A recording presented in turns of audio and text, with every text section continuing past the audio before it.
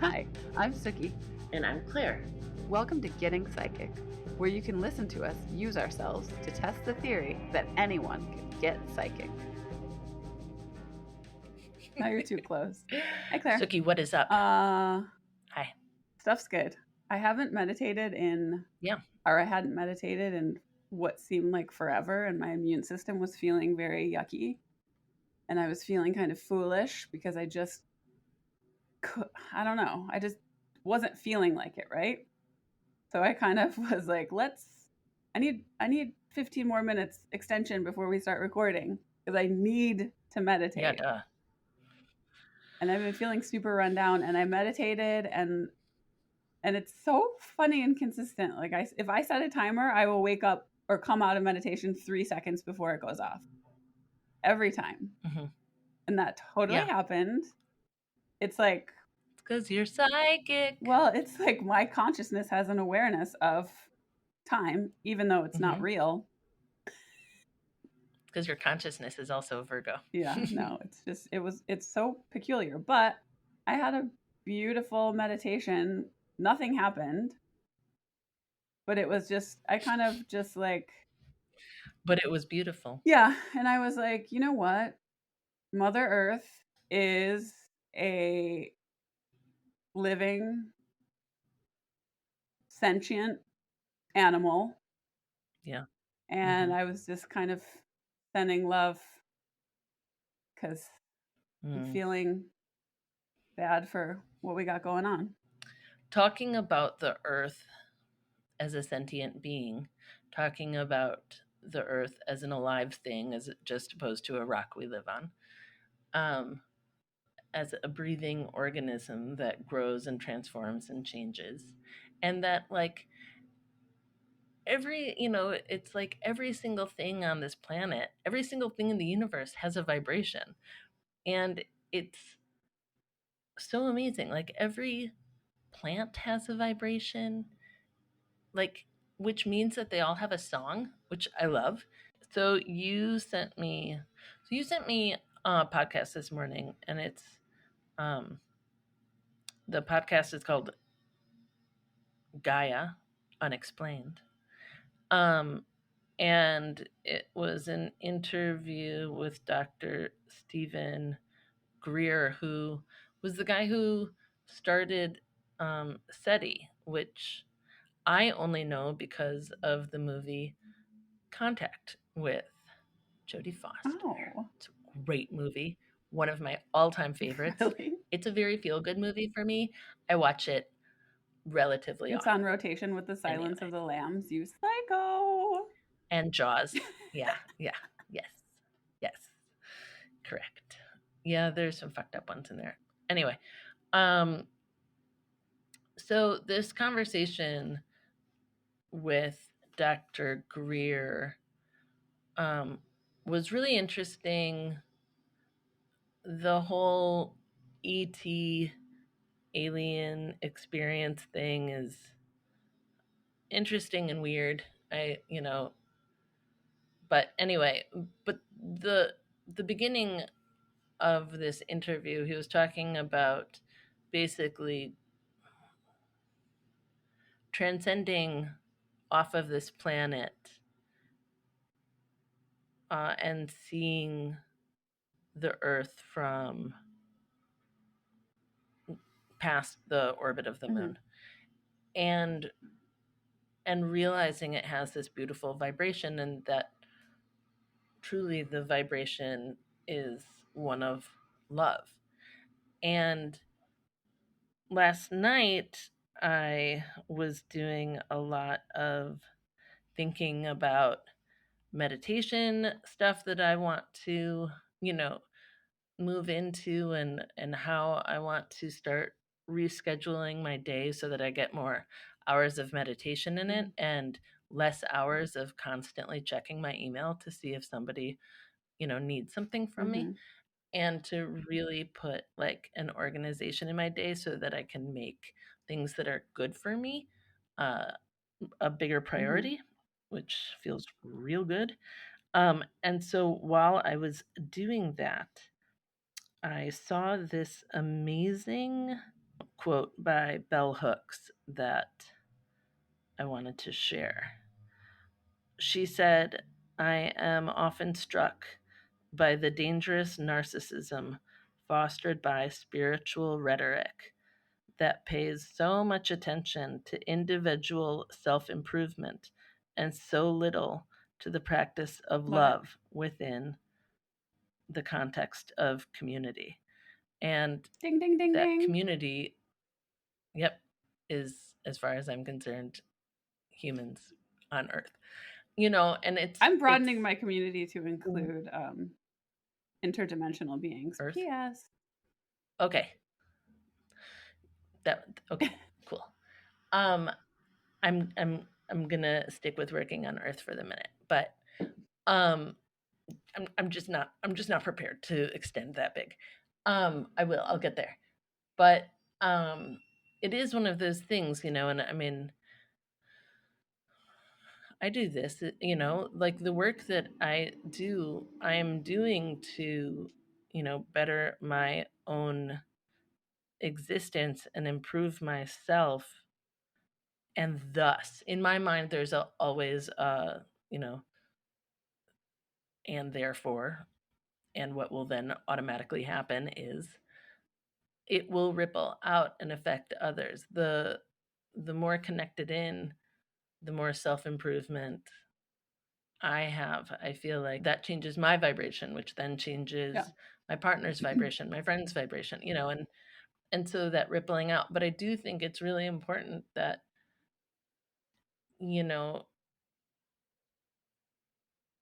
we talk about, I was thinking about, like we're talking about like grounding, creating a protective bubble. It's like, well, what if that protective bubble also emanated the frequency of love? Yeah. It could protect you, but it could also emanate love to everything around you. I just really like that idea, and I think I'm going to start doing it. Yeah. I feel like we talked about that in the very first few episodes where we were like, spirituality as wellness, in the sense that it's a very personal development thing, is freaky.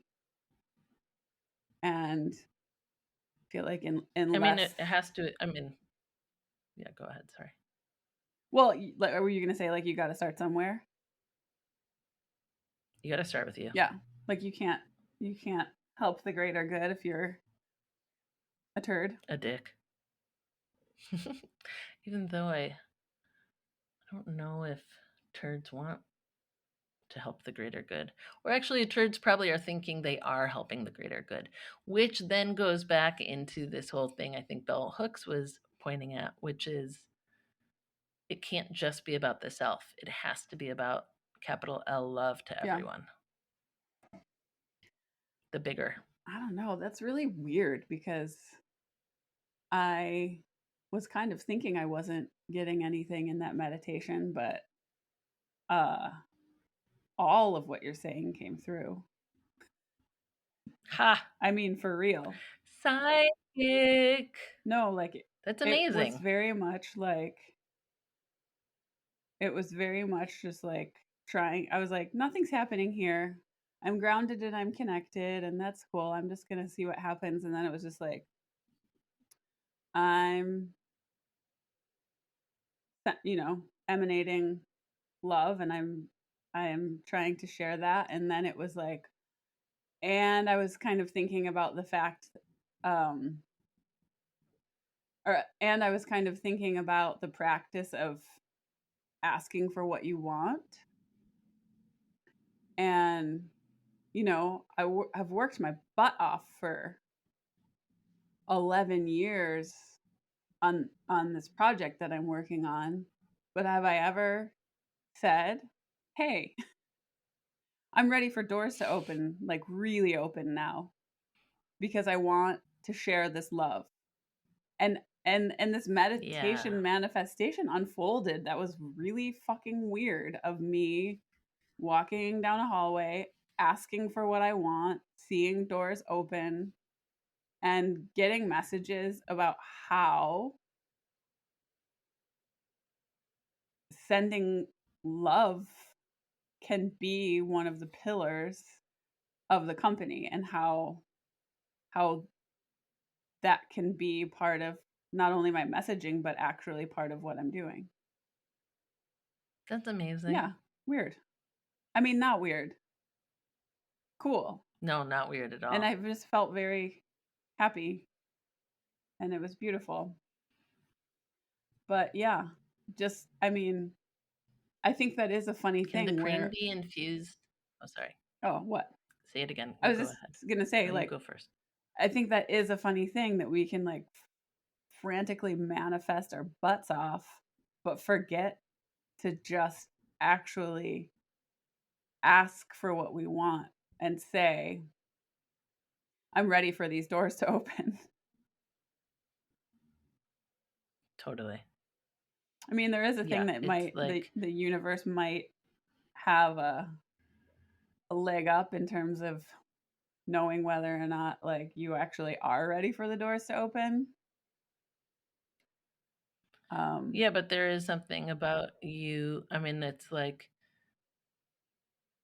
we might constantly work, and nothing seems to be shifting. Yeah. And it's like, oh, right, there's another thing to ask for, because maybe what was originally asked for is like, I want to get this done. Yeah. I want to make this thing. And it's like, cool, you did it. Good job. And then it's like, oh, new ask. I want the doors to open and this be available to the everyone. Yeah. I have a question. Yeah. About the cream. Can you infuse it with rose quartz? Can you put rose quartz in it? I can do whatever I want. No, I mean, you mean in like the manufacturing process? Like in the bottle. Like, can there be a rose quartz in it? Well, it's in an aluminum tube, so no. How do they get the shit in the aluminum tube? They use a filling machine. Mm-hmm. I'm not going to put rocks in my product. Fine. I mean, I love that. I've seen it. I've seen people do that, but I can, show up at the plant and infuse Bless it. Infuse the process with whatever I want. Actually, if there's anything Yes, we've you learned, I don't need to show up. You don't need to show up at all. I can just be there. Nope. In my energy. But so like, you're not ready to talk about aliens? I will participate in your conversation. Is it like a you don't want like the judgment thing?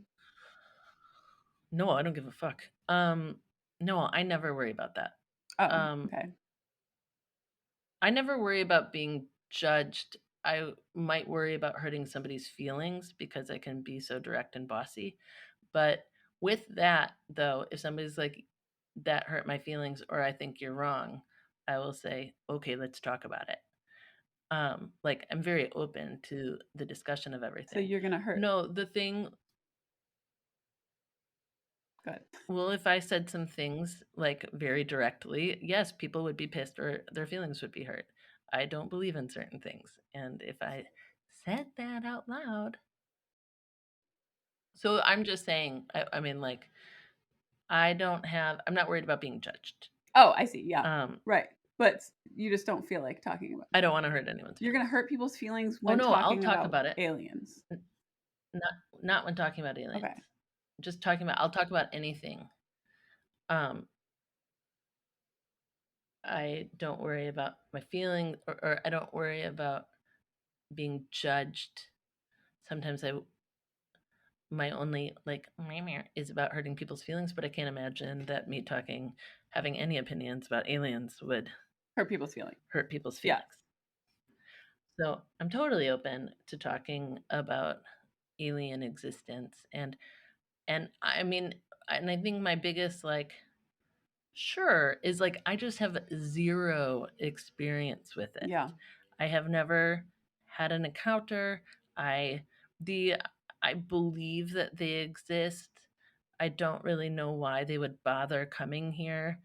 I mean, we're a shit show, except to be like, look at the zoo, like go to the zoo. As far as I'm concerned, any extraterrestrial beings that come down and check us out, it must be like going to a zoo where the monkeys like smash poop up on the glass Okay, that's at disgusting. at you. But we're in But a I mean, it happens all the we're in a time. cage of our own making, and it's like the thought of like we've advanced farther in technology than we have in like telepathy, which is kind of my We also have only advanced in technology in the past, I mean, less than 100 years, like in the past, like 60 years. well, I feel like, you know, we've gone too far in that realm and not far enough in the, love and acceptance and getting psychic, because I think that's part of what we're supposed to be doing. Yeah, but nobody can make money off of love and getting psychic. Yeah. So that's the big I think that's the big push. Yeah. Okay, well there's no way for a lot of people. there's no way we're publishing what we just said. Why?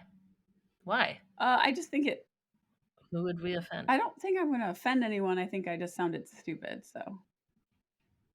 Oh, no, I don't think so. But we'll re-listen to it. Okay, we'll see. Sometimes but I don't think I worry. sound I mean, stupid like, and I whatever. don't. I know, and you don't. You never do. It's crazy how you think Well, that. I was bullied. Oh, But anyway, please don't break again. Those fucking twins. There were so many. Anyway, but my mom, I wanted to say my mom is like the cutest human being on the planet. And she is Presbyterian. And I think like we assume that if someone's like Christian in any way, they wouldn't believe in anything but, Jesus Christ or something. Mm-hmm. And his dad. Yeah. But I was talking to her about aliens or E.T.s, and she was very much just like, duh. Like, we would be so naive to think that we're the only ones in the vastness of this universe. And I'm like, you're fucking awesome. Yeah, that's great. But I do know people that have had experiences with interdimensional beings, and I'm welcoming it. I think I probably will someday. I absolutely agree with you. Listening to that podcast, the guy asked him basically, did you actually get in a spaceship, or did you like transcend into the spaceship? Like, were you basically, to anyone else's eye, were you journeying or meditating and transcending into? And yeah, it was that. And I'm like, oh yeah, then we could do that. I mean, I believe that probably somebody's been abducted, picked up.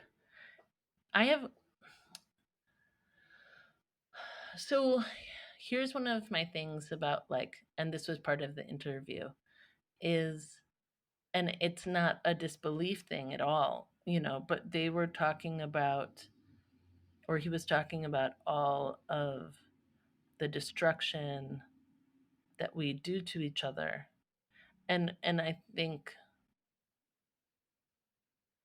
well, and I'm curious, I guess. Here's a curiosity. Were they watching us during the Roman Empire also? Or as far as we know, they started coming either a quadrillion years ago, and built like Stonehenge, and we've always done really, really shitty things. We just have technology now that means that the earth is getting really fucked up. And our commerce is fucking the earth up. And so I'm wondering if the conversation revolving around like how we're behaving is solely about how we're treating the planet and to be careful. I mean, I would think so. Yeah. But at the same time, I'm also like, but come on, the earth is so much bigger than all of us. I mean, like, I understand that we can blow shit up and make some destruction, but the earth is gonna be okay. Like, it'll totally recreate after. It just probably doesn't want to kill its kids, us. If we want to think about her as our mama. Do you have any thoughts about that? No, I'm just. You're like, I hate this conversation. I mean, no, I'm just like you're like depressed. Why? Because it's just sad to think about the earth as a. I mean, I was thinking about the earth as like an animal. Last week too, when I was started reading An Immense World.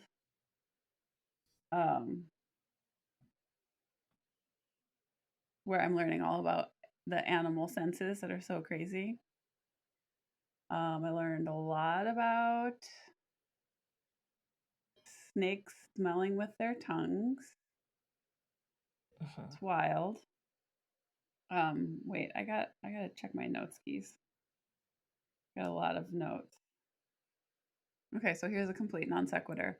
Okay, so you know how we swear on this podcast all the time, right? I was thinking about the fact that I am, when I'm at work or in work situations, I am extremely professional. Like the situation arose that I thought was really funny, where for years I've bartered with my acupuncturist, Kim. Hi, Kim. And she is extremely professional as well. So I would go into her studio and it would be about me. So she'd have her clipboard and we'd be talking.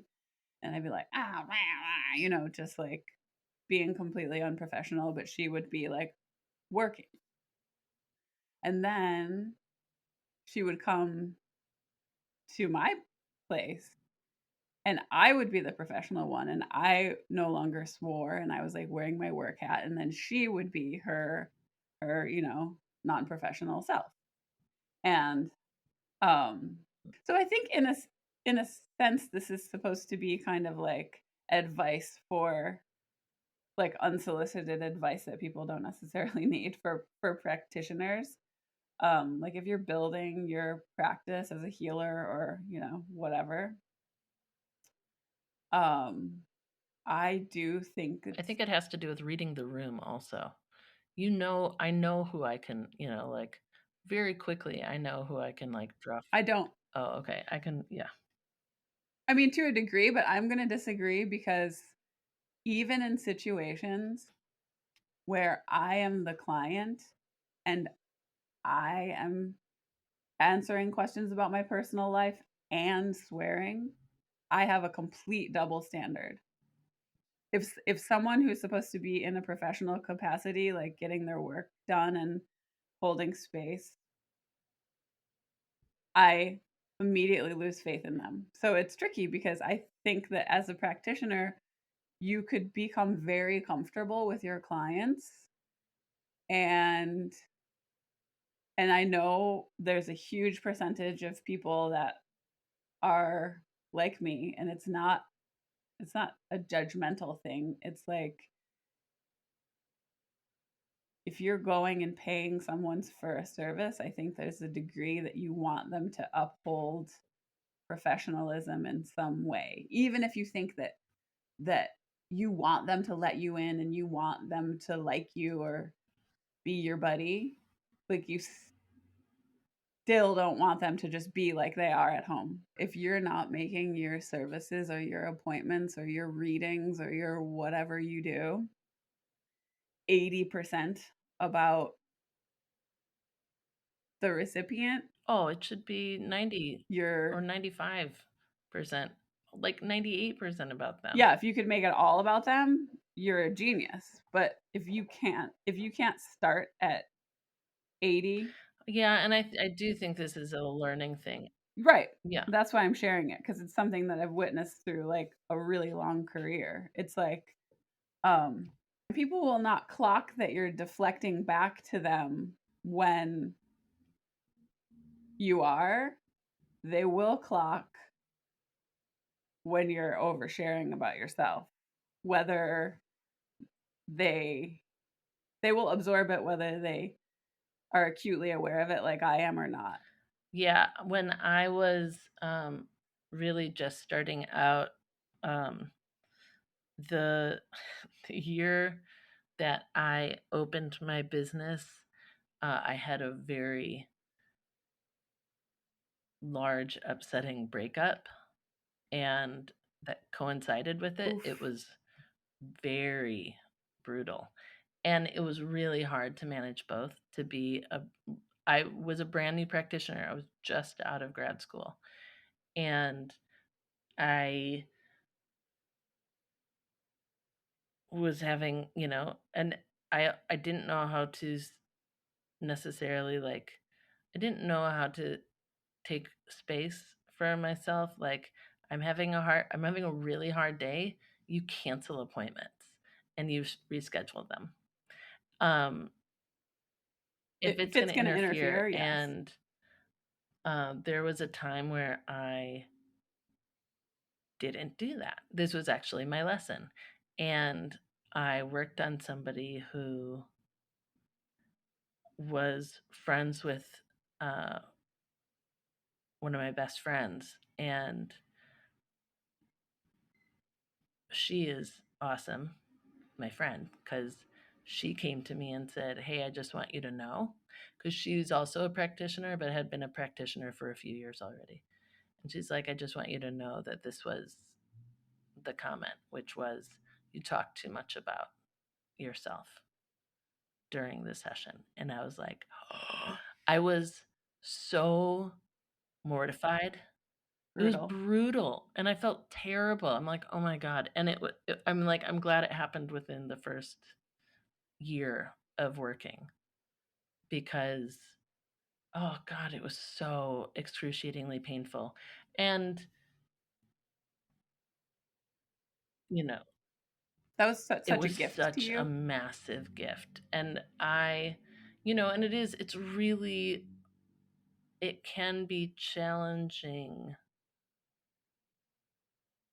when you see somebody all the time for years and you guys have a certain amount of knowing about each other and closeness, um, to keep those boundaries in check. And sometimes they wiggle out of, you know, the space that you want them to be, Out of out of professionalism. professionalism, or just, I mean, unintentionally, into, like, I have become incredibly good friends with some of my clients. Like, I go to their house all the time, like, we're now just friends. Sometimes they're my client, but now we're friends. And so that does happen. It's um I think it's I think it's a really tricky thing to navigate, and I think that the being hyper conscious of what you are sharing is important. Um so yeah, I agree. The swearing thing, it's something that, like, it's so off the cuff for me, and I do it so much. And like Eric, at one point, we were doing an event, and he was like, "Oh my God." He's like, "You dropped the F bomb so many times in that room. I'm like, I was so unaware of it. I'm like, really? But yeah, I think in terms of letting people in, yes, of course, over time, you will have very poignant connections with some clients. Um, and you can make that choice. But I feel like as a professional starting out, your goal should not be to harvest friends from your Oh Lord, client no. base. If it happens circumstantially, of course. Yeah, and I'm not saying like that was ever your intention. Like sometimes you just have a deep connection with someone, and it's like amazing that I that's where bet. you had the opportunity to meet. But I do think like I cannot emphasize enough the correlation between being super busy and having those boundaries. I mean, I'm obviously speaking for my industry, but I know it To all. applies anywhere where you're Sure. providing a service. Like, I mean, I've even had waiters be so Okay, off-putting that I have by experienced. not having boundaries. That I have experienced, and that is weird. And it's the same thing. It makes It's it like actually you makes me feel immediately weird. It makes feel me feel weird weird. that I'm feeling judgy about it. Well, you're kind of, I mean, I kind of get Oh. embarrassed for them.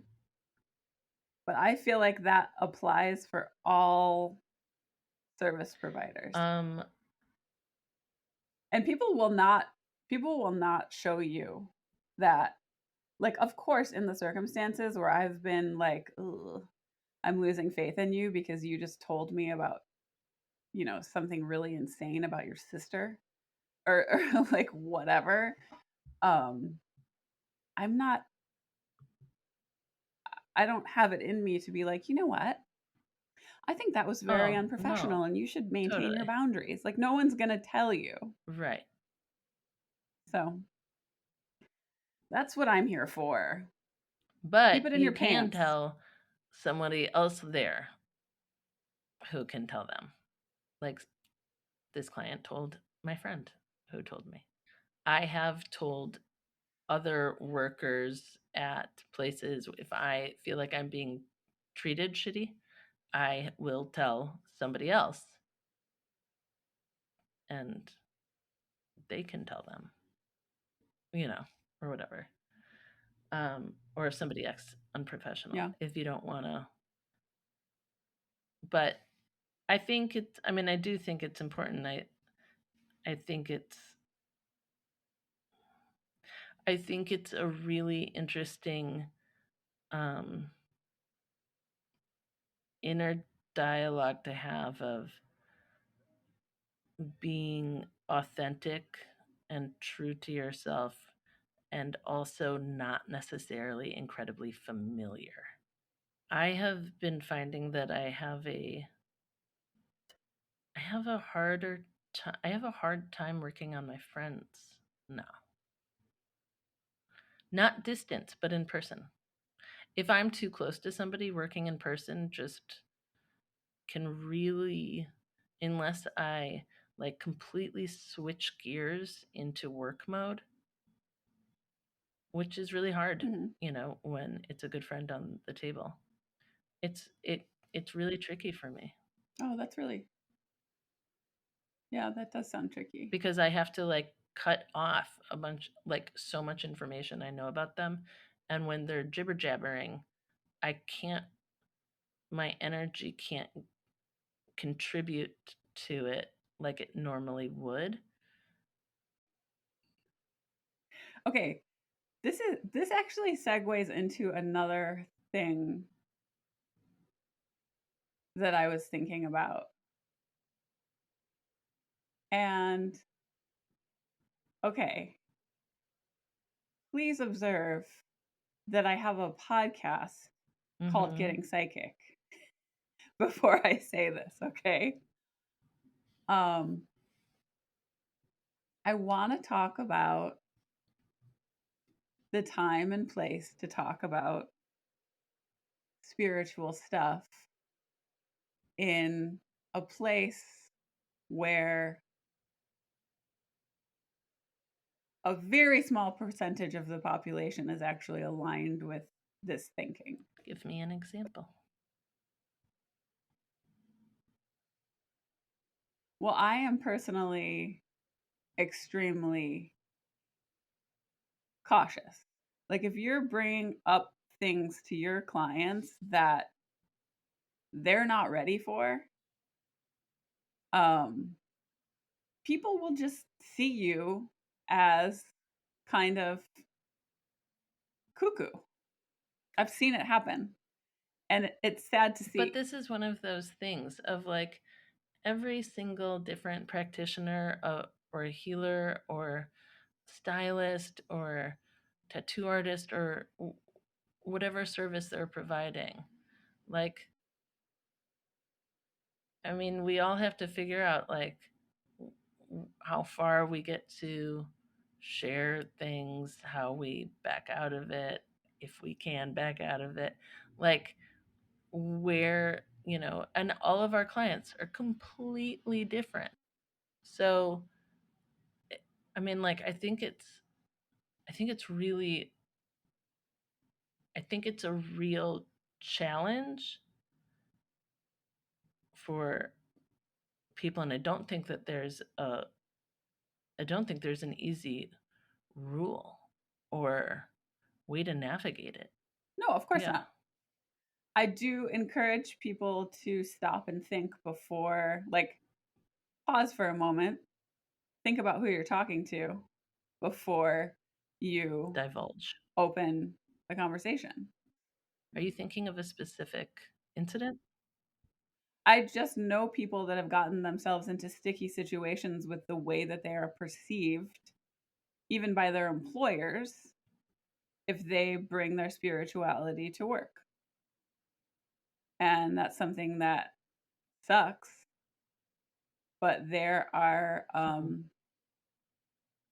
stigmas surrounding a lot of stuff that we talk about. Well, sure. I mean, if somebody was working on me and they started talking about any organized religion in a very serious, intense way, I would get up off the table.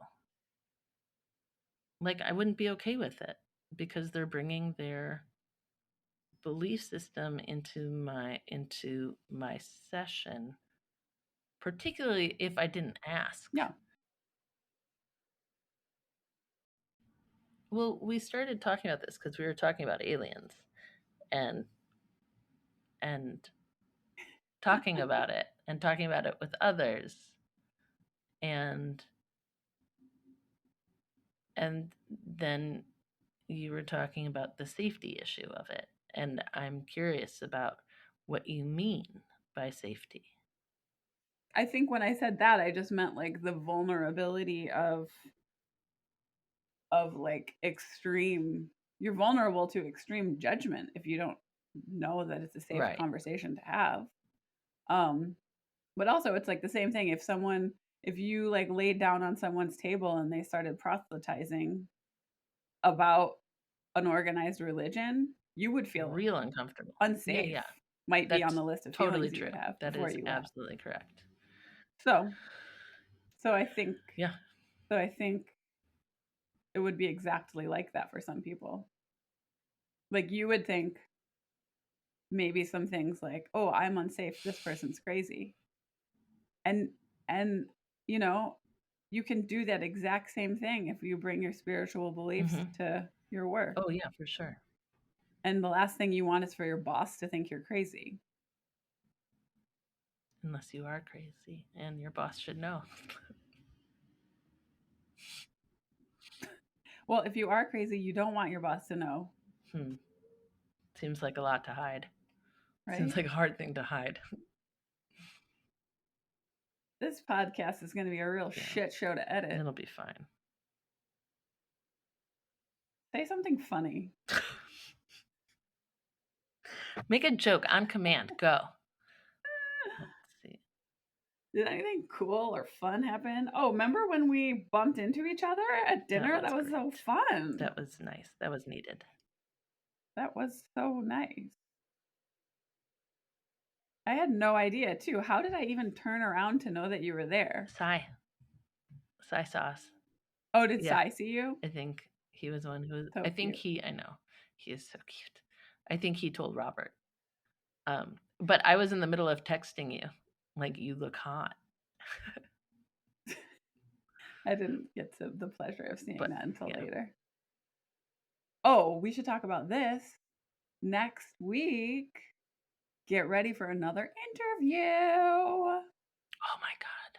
I'm excited. We're interviewing another psychic medium. Yeah, this is very exciting. Cinnamon Mancini. Cinnamon Mancini. Where does Cinnamon live?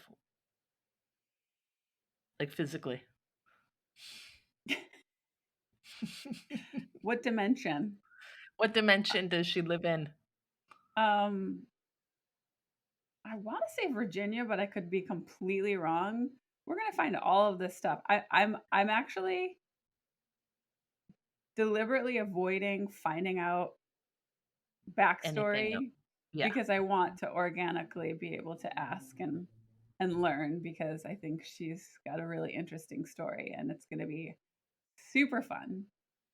And I when I was asking her if she would like to be on the podcast, we joked that I could play her track in slow motion because she talks really fast. Oh, that's really funny. So we'll see. I think it's going to be really fun. Yeah, that's very exciting. I'm glad that we've got guest number 2 lined up. Yeah. You gotta snag the next one. I've also never had a reading with either of our guests. In fact, I think you should do it before next week, and then it'll be nice because you'll like have a sense of how she works and you can help. Yeah, it'll help you with questions. That's great. I've heard so much about her. I have been so I've been reading that Dr. Joe book. I've been mostly like jumping around it because it's a lot of stories of people's experiences. Healing experiences. You are the placebo is the name of the book, right? And I forgot that he was in the movie. There's a What the Bleep movie that came out in like 2008 or 9 that I remember seeing and loving. And he was in it, which What the Bleep Do We Know? And so I was trying to find it online, but I didn't feel like buying a subscription to Gaia to do so. And so I watched little pieces of it on YouTube, which then, of course, just led me down, the YouTube rabbit hole of Dr. Joe, and was watching a bunch of other videos, watching all of these, videos of people's experiences and at their conferences, etc. And this woman, I was at one of the retreats and she was on stage explaining that, this very intense specific illness that she had that affected her many aspects of her brain, but like she was hypersensitive to everything, like smell, taste, and it would make her like insanely sick. And she'd had it since she was a kid. And she was in her 60s. Anyway, so she's talking about how, she was doing these meditations and, she's like, I wasn't like, super in, like I did them every day, but, I didn't necessarily feel anything usually. And then one day she said all of a sudden it was like something like cracked, like moved up and cracked open in her heart, and suddenly her one arm started moving around by itself, and then the other arm started moving around by itself, and I was like, well, that is kundalini. And also her illness completely went away, and so she now no longer has any issues with anything. I mean, I think it was more than just that day, but from that day on. So I was going through all of his, of course, went to his website and started going through all of his meditation. And I already have a bunch of them.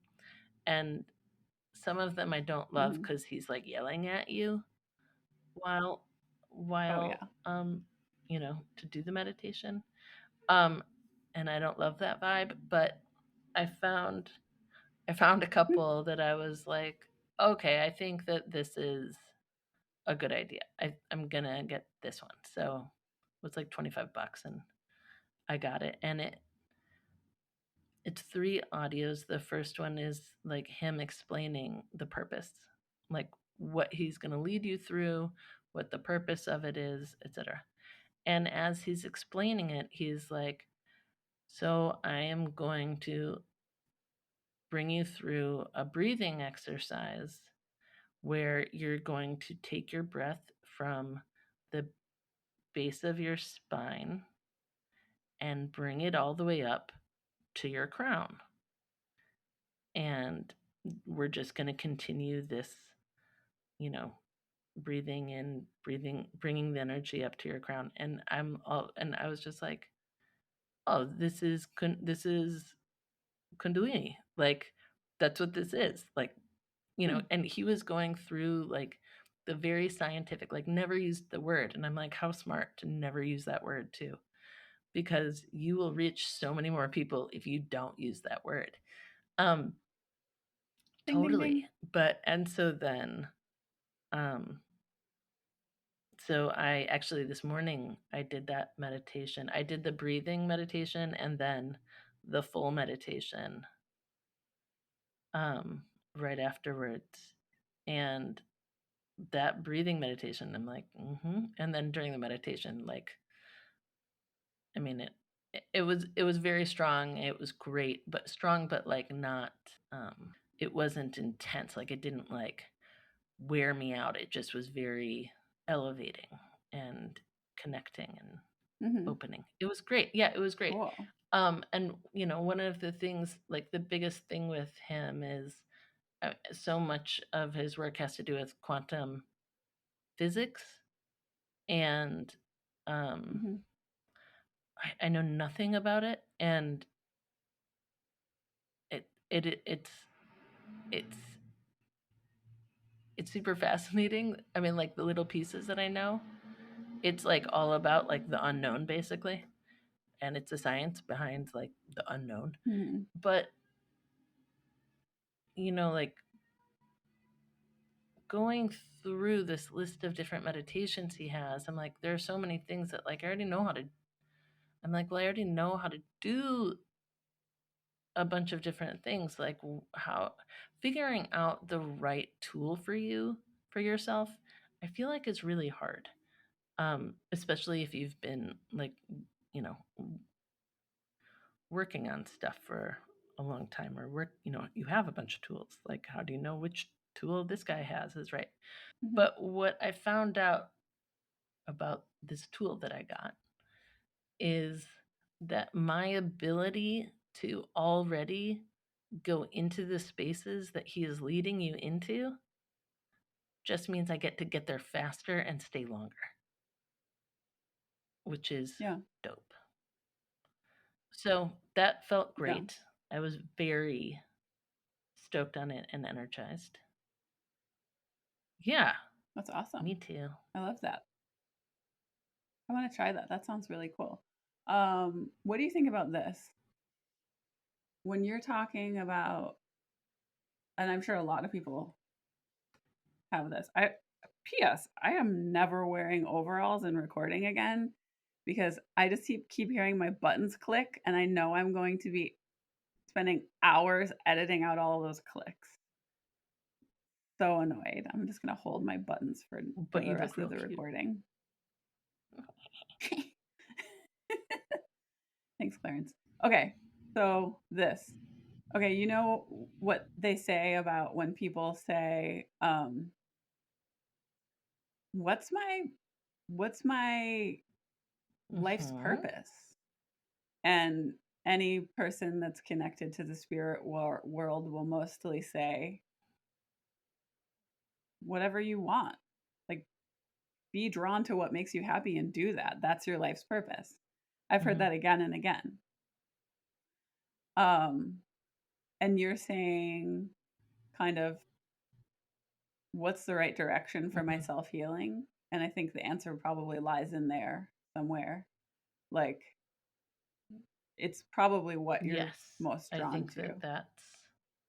I think that is probably a very good place to start. Like what like I went through a bunch of them and read descriptions, and then I am very easily swayed by the artwork of something, like matching what I'm looking for vibrationally. And I was like, that guy, that's the one. And it, yeah, and it was great. I was pleased with it. And it didn't yell at me. He didn't yell at me at all. Like at no point. I would like to hear him not yell. I have a couple actually. If you go to the Audible version of You Are the Placebo, there are 2 meditations that you can buy for like $5 each, separate from the book.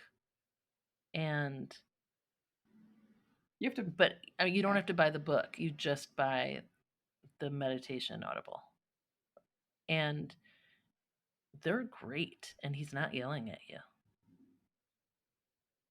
Oh, I can see if you look at, Claire, you're fuzzy. Where'd you go, Claire? I'm here. Oh, I can hear you. I just can't see you. Okay, so I see if you go to Audible, you can get You Are the Placebo, and then you can get You Are the Placebo Meditation 1 and 2. Correct. Sweet. Yeah, do it. I'm doing it. Yeah, I'm curious to see how you like it.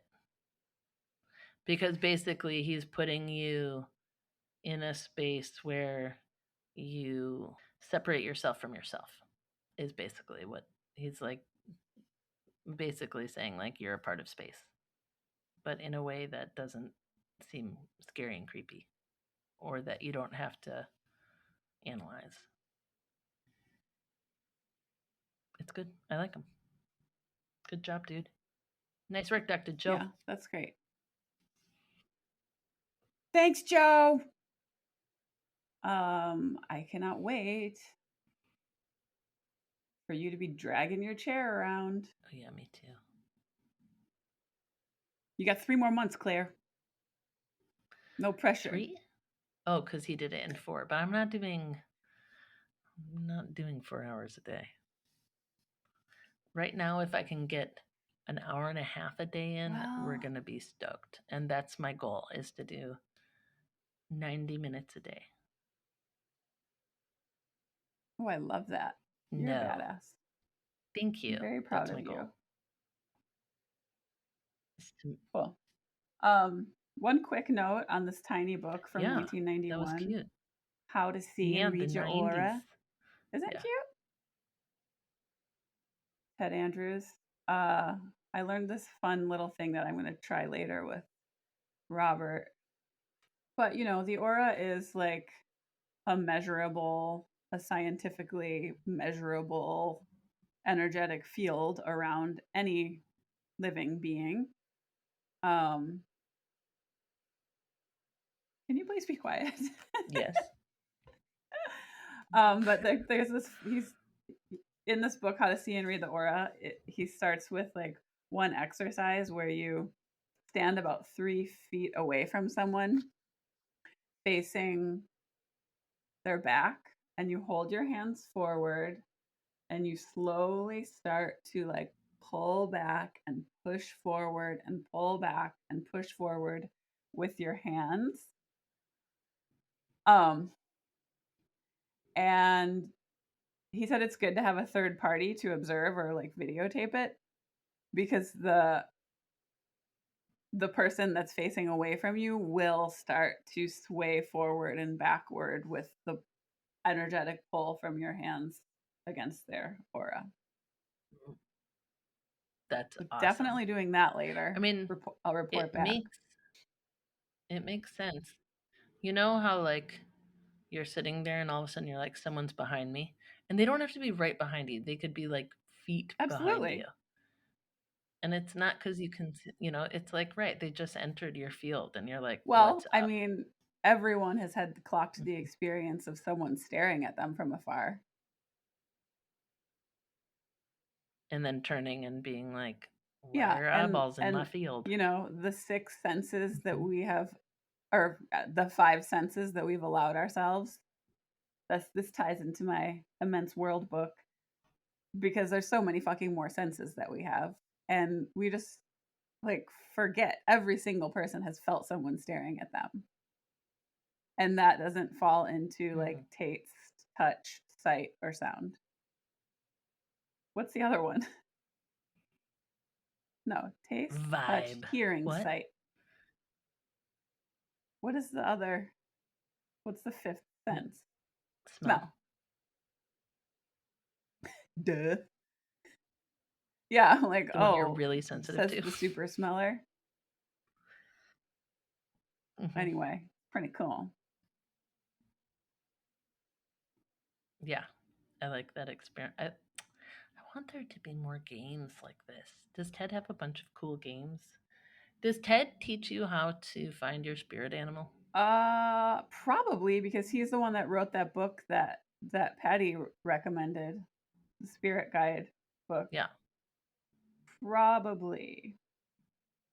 Yeah, that's always been a kind of a dark spot for me. Like, I don't understand how one would know what their spirit animal is. Well, I have